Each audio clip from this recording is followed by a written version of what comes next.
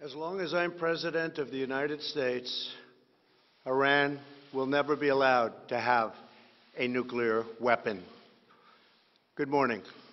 I'm pleased to inform you the American people should be extremely grateful and happy. No Americans were harmed in last night's attack by the Iranian regime. We suffered no casualties.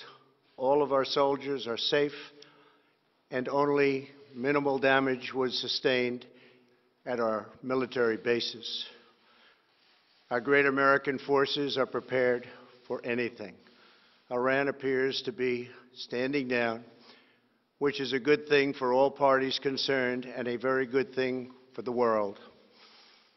No American or Iraqi lives were lost because of the precautions taken, the dispersal of forces, and an early warning system that worked very well. I salute the incredible skill and courage of America's men and women in uniform. For far too long, all the way back to 1979 to be exact, nations have tolerated Iran's destructive and destabilizing behavior in the Middle East and beyond. Those days are over. Iran has been the leading sponsor of terrorism, and their pursuit of nuclear weapons threatens the civilized world. We will never let that happen. Last week, we took decisive action to stop a ruthless terrorist from threatening American lives. At my direction, the United States military eliminated the world's top terrorist, Qasem Soleimani.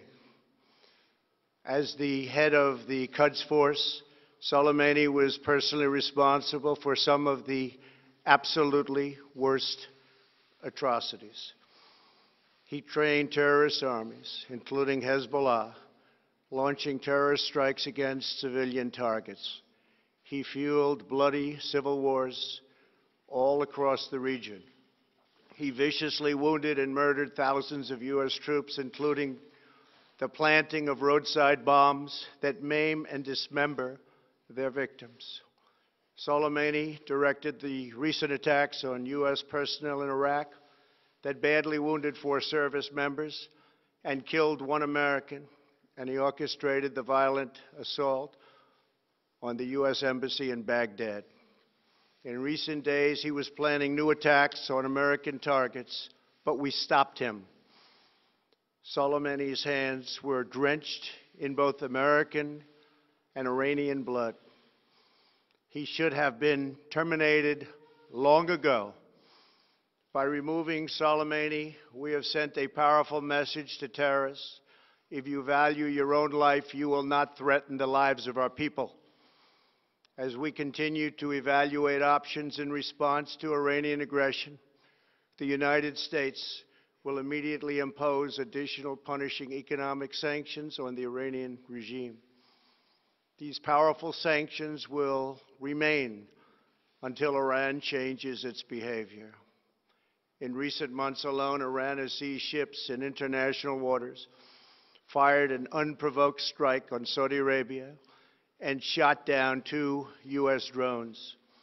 Iran's hostilities substantially increased after the foolish Iran nuclear deal was signed in 2013, and they were given $150 billion, not to mention $1.8 billion in cash.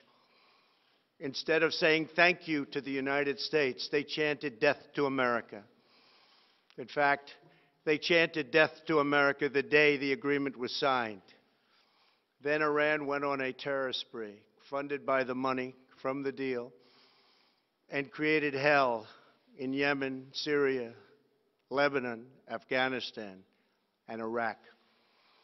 The missiles fired last night at us and our allies were paid for with the funds made available by the last administration. The regime also greatly tightened the reins on their own country, even recently killing 1,500 people at the many protests that are taking place all throughout Iran. The very defective JCPOA expires shortly anyway and gives Iran a clear and quick path to nuclear breakout. Iran must abandon its nuclear ambitions and end its support for terrorism. The time has come for the United Kingdom, Germany, France, Russia, and China to recognize this reality.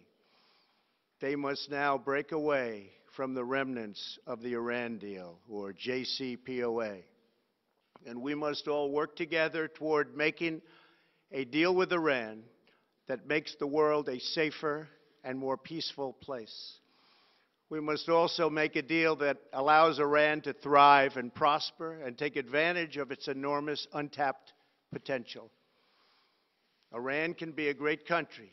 Peace and stability cannot prevail in the Middle East as long as Iran continues to foment violence, unrest, hatred, and war. The civilized world must send a clear and unified message to the Iranian regime. Your campaign of terror, murder, mayhem will not be tolerated any longer. It will not be allowed to go forward. Today, I am going to ask NATO to become much more involved in the Middle East process. Over the last 3 years, under my leadership, our economy is stronger than ever before, and America has achieved energy independence. These historic accomplishments change our strategic priorities. These are accomplishments that nobody thought were possible. And options in the Middle East became available. We are now the #1 producer of oil and natural gas anywhere in the world. We are independent, and we do not need Middle East oil. The American military has been completely rebuilt under my administration at a cost of $2.5 trillion. U.S. armed forces are stronger than ever before. Our missiles are big, powerful, accurate, lethal, and fast.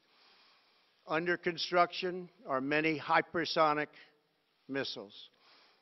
The fact that we have this great military and equipment, however, does not mean we have to use it.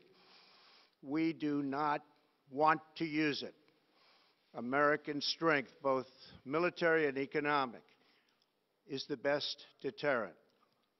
3 months ago, after destroying 100% of ISIS and its territorial caliphate, we killed the savage leader of ISIS, al-Baghdadi, who was responsible for so much death, including the mass beheadings of Christians, Muslims, and all who stood in his way. He was a monster. Al-Baghdadi was trying again to rebuild the ISIS caliphate and failed. Tens of thousands of ISIS fighters have been killed or captured during my administration. ISIS is a natural enemy of Iran. The destruction of ISIS is good for Iran, and we should work together on this and other shared priorities. Finally, to the people and leaders of Iran, we want you to have a future, and a great future, one that you deserve, one of prosperity at home and harmony with the nations of the world. The United States is ready to embrace peace with all who seek it. I want to thank you, and God bless America. Thank you very much. Thank you. Thank you. Mr. President, have all be well.